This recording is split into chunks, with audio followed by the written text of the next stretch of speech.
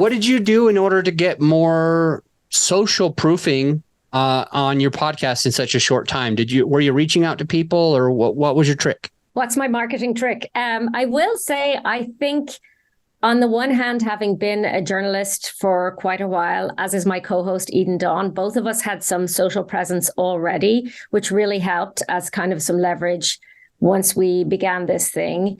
The biggest initial boon, though, was, and this is a wild idea, but we had a massive launch party. Okay. Where we threw a big in-person bash, and we had a local drag queen came as host, and there was a big moment where she was like, okay, 3, 2, 1, everyone's going to download this now. Everybody's going to hit subscribe at the same time, everybody in this room. And then you have to text one friend about it. And if you enjoy this, you have to leave a rating. And I feel like that in the moment command helped to start the ball rolling for sure. So that was definitely part of it. And I know it sounds kind of wild, because part of the joy of podcasting is you can do it anywhere and you don't have to have anyone in the room with you. But I'm a big fan of a launch party personally. So how did you start a launch party? Like, how did you invite people? What kind of, let's just pretend that the listener is about to launch a podcast and they're like, yeah, that sounds like a great idea. How do I do it? What would be the takeaways? The first rule is to have a co-host who's an excellent party producer.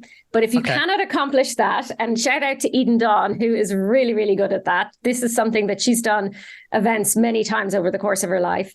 But I think the key was, we'd obviously done a lot of the groundwork in advance. So we had many of our guests already lined up, recorded. Those episodes were in the bank.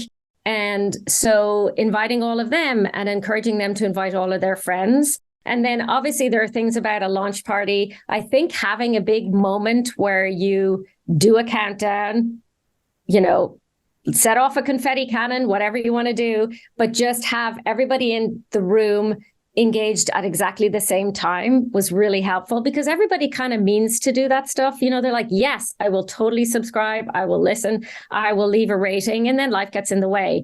But when you're like, no, we've set aside a moment where you got to do this, and you're here, and I gave you a glass of wine, or I gave you, a little fizzy water or whatever it is, get on it. And so they did. I think that was really helpful.